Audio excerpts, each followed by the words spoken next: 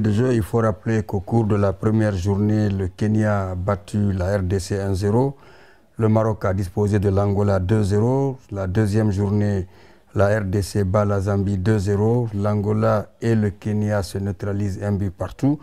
La troisième journée, Kenya dispose du Maroc 1-0. Zambie, Angola, victoire de l'Angola 2-1. Dans ce groupe, 6 matchs disputés, 11 buts ont été marqués. Après ces 3 journées, le Kenya est en tête avec 7 points, c'est-à-dire 2 victoires, 1 match nul, 3 buts marqués, 1 encaissé. L'Angola est deuxième avec 4 points, 1 match nul, 1 victoire, 1 défaite, 3 buts marqués, 4 encaissés. La RDC est troisième avec 1 victoire et 1 défaite, 2 buts marqués, 1 but encaissé, goal différentiel 3. Le Maroc est quatrième avec 1 victoire, 1 défaite, 2 buts marqués, 1 encaissé, plus 3. Et au bas du tableau, on retrouve la Zambie qui totalise 2 défaites avec 1 but marqué et 4 buts encaissés. Alors, la 4e journée, c'est le 14 août, Maroc-Zambie, Angola, RDC. Dans le groupe B, première journée, Tanzanie-Burkina 2-0, Madagascar-Mauritanie 0-0, Burkina Faso-RCA, victoire du Burkina 4-2, la Tanzanie qui bat la Mauritanie 1-0. Au cours de la 3e journée, la Mauritanie dispose de la RCA 1-0 et puis la Tanzanie bat Madagascar 2-1. Sur les 6 matchs joués, 13 buts ont été marqués. La Tanzanie est en tête avec 3 victoires, 6 points, avec un seul but encaissé. Donc 9 points la Tanzanie. Et deuxième, c'est la Mauritanie qui a 4 points. 1 victoire, 1 défaite et match nul, 1 but marqué, 1 encaissé. Troisième, c'est le Burkina Faso qui a 1 victoire, 1 défaite, 4 buts marqués, 4 encaissés. Ça fait 3 points. Quatrième, Madagascar qui a un match nul, donc 1 point, 1 but marqué, 2 buts encaissés. Et puis au bas du tableau, on retrouve la RCCA qui a pour le moment 2 défaites, 2 buts marqués, 5 encaissés, ce qui fait que l'équipe a 0 point. La 4e journée, c'est le 13 août, Madagascar, RCA, Mauritanie, Burkina Faso. Dans le groupe C qui nous concerne, vous vous rappelez que la Guinée avait battu le Niger 1-0. L'Algérie a disposé de l'Ouganda sur la marque de 3-0. L'Algérie et l'Afrique du Sud se sont neutralisés 1 but par coup au cours de la 2e journée. Et l'Ouganda disposait de la Guinée sur la marque de 3-0. Dans ce groupe-là, sur les 4 matchs disputés, 9 buts ont été marqués. Et ce 11 août, vous l'avez dit, au compte de la 3e journée, Afrique du Sud, Guinée, Ouganda, Niger. Et il faut rappeler que l'Algérie est en tête avec 4 points et l'Ouganda est deuxième avec 3 points, y compris une victoire, un match nul, 3 buts marqués, 3 buts encaissés. La Guinée est troisième avec 3 points, mais 1 but marqué, 3 encaissés, goal différentiel -2, avec une victoire et une défaite. Au bas du tableau, on retrouve l'Afrique du Sud qui a un match nul, 1 seul point, avec 1 but marqué, 1 encaissé. Au bas du tableau, Niger qui est 5e avec une défaite avec 0 point. Maintenant, dans le groupe D, le dernier groupe, Congo, Soudan, 1 but partout, Sénégal, Nigeria 1-0. La 2e journée va se disputer le 12 août avec Sénégal-Congo, Soudan, Nigeria. 2 matchs joués, 3 buts marqués. Le Sénégal est en tête avec 3 points. Deuxième ex-aequo, Congo et Soudan avec 1 point. Et au bas du tableau, le Nigeria qui a 0 point. Alors, il y a maintenant 18 matchs qui ont été disputés jusque-là. 36 buts ont été marqués. Ça donne une moyenne de 2 buts par match. La meilleure attaque, c'est celle de Tanzanie qui a marqué 6 buts en 3 matchs. La meilleure défense, c'est le Sénégal qui a joué un match qui n'a pas encaissé de but. La plus faible défense, c'est celle de la RCA qui a encaissé 5 buts. La plus faible attaque, c'est celle du Nigeria qui n'a pas marqué. Donc, pratiquement, voilà ce qu'il faut retenir quand il est question de parler de ce CHAN-là. Merci. C'était les explications de Oumar Ndiaye. Oumar Ndiaye, merci pour tous ces détails à la fois techniques mais aussi professionnels. À présent, nous revenons à notre deuxième invité. Il s'appelle Odia. C'est le coach ou l'entraîneur de l'ASFAG. Odia, bonjour. Bonjour. Et bienvenue sur ce plateau. Nous allons parler de la troisième journée au compte de la poule C dans ce championnat d'Afrique des Nations. Comme vous le savez, tout à l'heure, à 14 h, ça va être le coup d'envoi en ce qui concerne le match Guinée-Afrique du Sud. Et le deuxième match, ça va être à 17 h. Ça sera l'Ouganda contre le Niger. Odia, si vous êtes sur ce plateau, parlons de ce match Guinée-Afrique du Sud. Bon, Guinée-Afrique du Sud, tellement je n'ai pas regardé le match Afrique du Sud et l'Algérie. Oui. Mais j'ai regardé Guinée-Ouganda, Guinée-Niger également. Guinée-Niger. En ce qui concerne pour le dernier match Guinée-Ouganda, c'est qu'on n'a rien compris de classement et qu'il y a beaucoup de gens qui ont critiqué l'entraîneur, mais ce n'est pas le problème. Le problème, moi, je considère ici, c'est un problème de mental qui a joué sur les jeunes.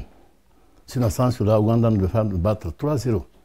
J'ai regardé la deuxième mi-temps parce qu'on regardait la finale au commandement là-bas ces jours. Oui. Donc, je n'ai pas tellement regardé le match, mais vers la fin, j'ai compris déjà qu'il n'y avait pas de fond de jeu de l'équipe nationale guinéenne. Voilà, le Sili qui a joué pratiquement sans aucun fond de jeu, comme le dit le coach Odia, un entraîneur averti et versé en la matière. Oumar Ndiaye, vos impressions en ce qui concerne ce match Guinée-Ouganda d'abord, avant de parler de la Guinée et de l'Afrique du Sud. Oui, Guinée-Ouganda, au fait, le Sili n'a pas existé, pas plus ni moins, et l'Ouganda a enfoncé le clou 3-0.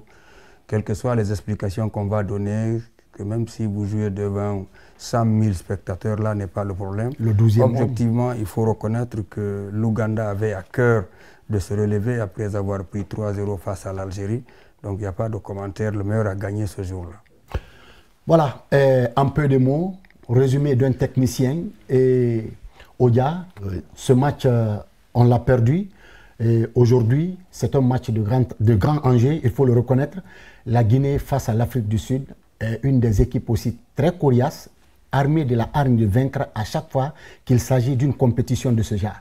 Vous savez, Guinée, Afrique du Sud, aujourd'hui, l'Afrique du Sud a fait un match nul. Donc ils vont venir pour coûte à coûte de gagner le match. Et la Guinée aussi, même objectif.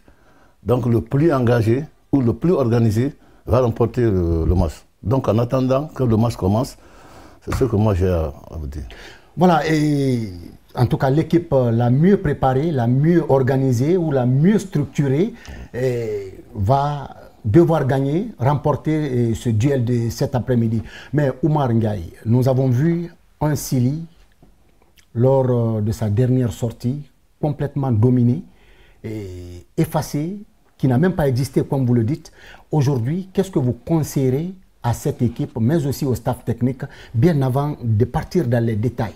Bon, la seule chose, un match comme ça, quand vous perdez 3-0, c'est de réagir, c'est de répliquer, c'est de refuser de disparaître et tirer les leçons sans accuser Paul ou Pierre. Aujourd'hui, c'est une défaite qui interpelle les joueurs. Est-ce qu'ils ont la conscience de cette situation? Je dis oui. Maintenant, c'est eux qui sont sur le terrain. C'est l'occasion de se racheter, de se battre pour gagner ce match, de prouver que c'était un accident de parcours qui arrive et surtout qu'on jouait devant 35 000 spectateurs. Nos championnats ici, vous n'avez pas 500 personnes quand il y a beaucoup de monde. C'est quand vous allez à Cancan, à Kamsar et parfois au stade Petit Souris. Mais quand vous rentrez dans un stade où il y a 35 000 en ébullition, pendant tout le temps, vous êtes un peu étourdi, le temps de se retrouver. Et quand l'équipe en face est survoltée, excitée, ça va être difficile. Et c'est pour ça que ça s'est cassé. Maintenant, l'Afrique du Sud, ce n'est pas, on ne joue pas en Afrique du Sud, on ne joue pas à Conakry. Oui. C'est sur un stade où les deux équipes partent à chance égale, s'il faut parler de supporters, parce que le stade va être, je ne dirais pas quasi vide. On a joué contre le Niger, on n'a pas senti la pression ou la présence massive du public qui peut être un argument. D'accord. Maintenant, ce match-là, je dis, c'est essentiel. Les joueurs, quand ils ont perdu, le jour qui a suivi, ils sont allés dans les salles pour un dégraissage, etc. Ensuite, il y a eu la mise en place qui a été effectuée hier à la veille du match. Donc apparemment, c'est une équipe, passez-moi l'expression, requinquée, qui arrive, en tout cas, je ne cesserai d'utiliser le mot, une équipe commando qui viendra aujourd'hui défier l'Afrique du Sud. Mais je voudrais juste rappeler que ça va être le 18e match que la Guinée joue dans ce championnat d'Afrique des Nations sur les 3 précédentes participations. En 2016, la Guinée avait joué 6 matchs, 2 victoires, 2 matchs nuls, 2 défaites. En 2018, on avait joué 3 matchs et 1 victoire et 2 défaites. Et la seule victoire, vous vous rappelez, c'était contre la Mauritanie, quand on a perdu les 2 premiers matchs. Le 3e match, Damas a dirigé, etc. Maintenant, en 2020, on a disputé 6 matchs. Il y a eu 4 victoires, 1 match nul, 1 défaite. Et dans ce champ-là, on a fait 2 matchs, 1 victoire et 1 défaite. Donc au total, la Guinée compte 7 victoires, 4 nuls, 6 défaites, avec 11 buts marqués, 14 buts encaissés. Là, si je parle du 3e match disputé dans les champs, en 2016, on a joué contre le Nigeria le 26 janvier, c'était le 3e match. La Guinée a gagné 1-0.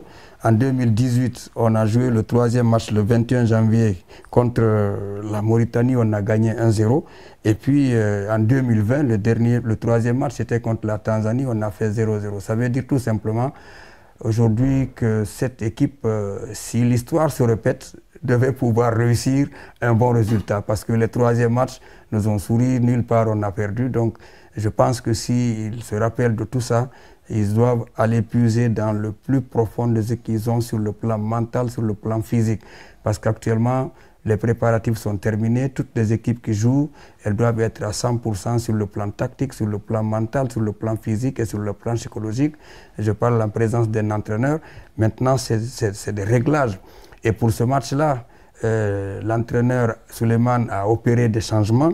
Et il y a sur les 11 joueurs, le Afia a 2 joueurs, le Milo 2 joueurs, Sangaredi 2 joueurs, le Horoya 1 joueur, c'est Ismaël, la Renaissance c'est Mohamed Youla, Flamme c'est le gardien Ousmane Kamara, le CIK c'est Mohamed Bokeh qui va commencer, Wakria c'est Moïse, le Afia vous savez que c'est Kabiné et Dramé, et puis le Milo c'est Alassane et Bachir. Donc il a fait quand même, j'ai vu 4 nouveaux qui sont rentrés pour démarrer ce match-là. Donc pratiquement, il y a 8 clubs.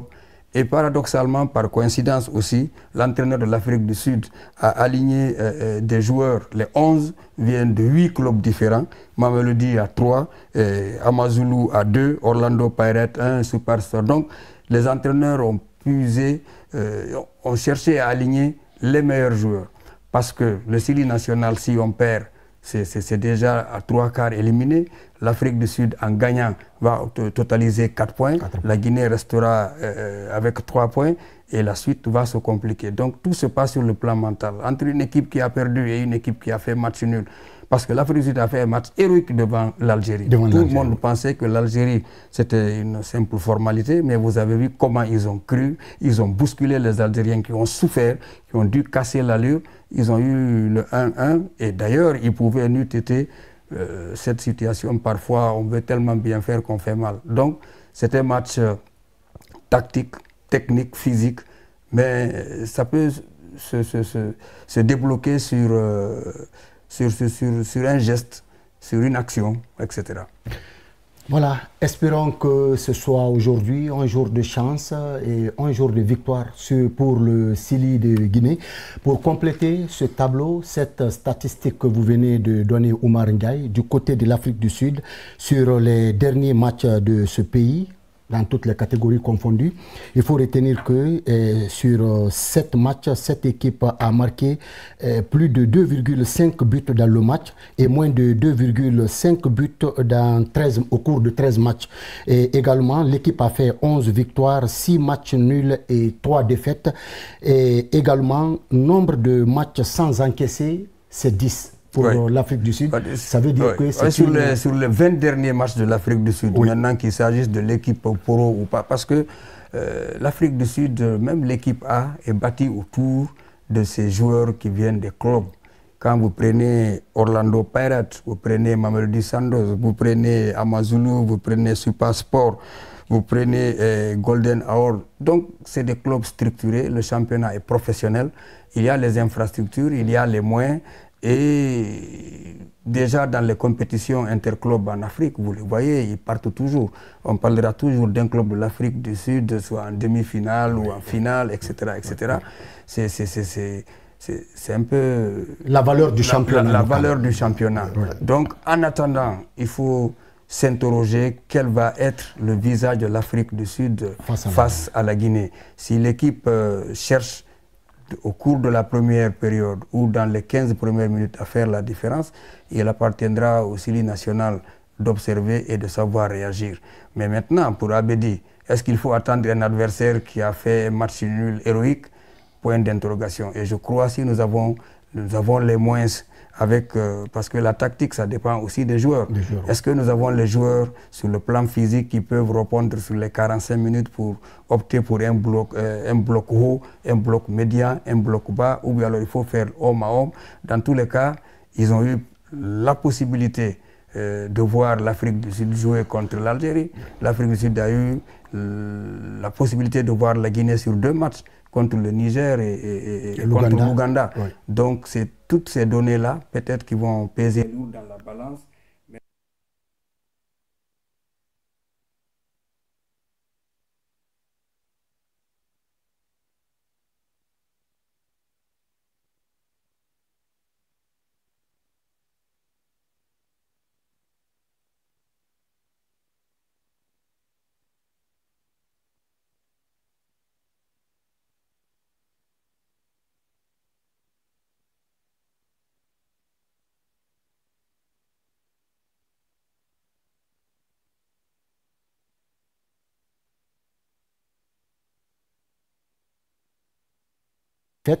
Et tout en reconnaissant les points forts et les points faibles, les points forts d'abord de l'équipe adverse, mais aussi les failles du Sili. Vos impressions ou votre avis? Abedi a raison de reconnaître ça, parce que déjà quand il y a une défaite comme ça, l'entraîneur doit assumer. Oui. Pourquoi assumer? Parce que c'est lui l'acteur principal. Lui, son rôle, c'est de mettre, comme dit Maître Oumar Ndiaye, il faut préparer l'équipe sur tous les plans là. Il a parlé de technique, tactique et physique. Donc déjà, si maintenant, surtout que l'équipe a fait un internat au camp, donc physiquement, il devait être prêt. Oui. Il doit être prêt. Et puis tu dois connaître tous tes joueurs, quel système qu'il faut imposer. Parce que ça dépend des joueurs. Ça dépend des joueurs parce que d'abord, quand tu mets un joueur qui ne peut pas répondre, comme il dit Maître Ndiaye, physiquement, il n'est pas prêt, et on joue avec quelle équipe encore? Leur championnat n'est pas comme notre championnat ici. Donc, ils n'ont pas eu tellement de temps aussi de préparation, je pense.